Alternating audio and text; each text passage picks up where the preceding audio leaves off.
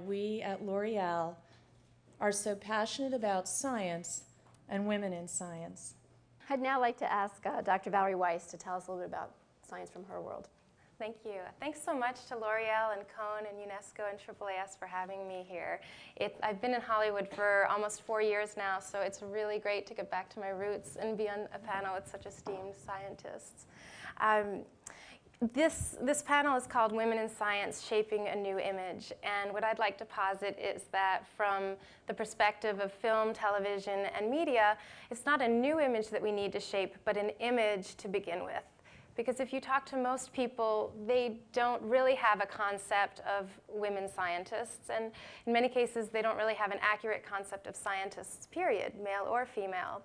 And usually when they do have an image, it's very polarized. It's either, you know, the smart but beautiful but emotionally unavailable scientist like Jodie Foster's character in Contact, or the ugly duckling who's just waiting to rip off her glasses and be sexy for the first time in her life, like Sandra Bullock in Love Potion No. 9. And there's nothing in between. And I think that's the problem with girls looking for a role model that they can identify with. They don't really want to be either one. But I'm very optimistic about the future of women in science in the media.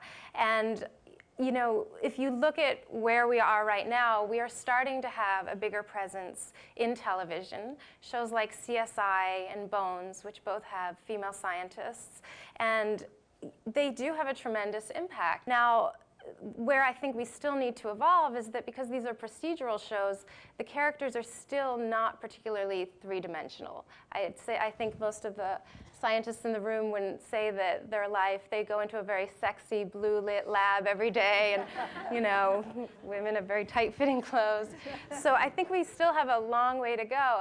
And you know, in my work, I am combining my experience as a scientist and my interest in film, and my hope is to bring more three-dimensional female scientist characters to the screen, both big and small. And I'll leave also with an anecdote about why I concur that it's so important that we change the image of scientists.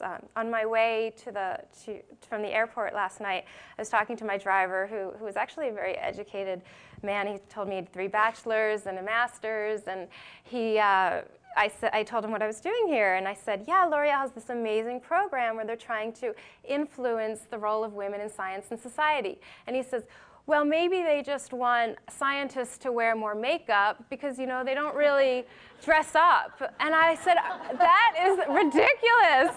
And I thought he was being ironic, so I was bantering with him. But no, he absolutely believed that. And to me, it's you know, we have to create role models for girls in high school, but we also have to change the thinking of parents and individuals in society and establish a role model to begin with. So I'd love to talk more about that with you today. Thanks for having me.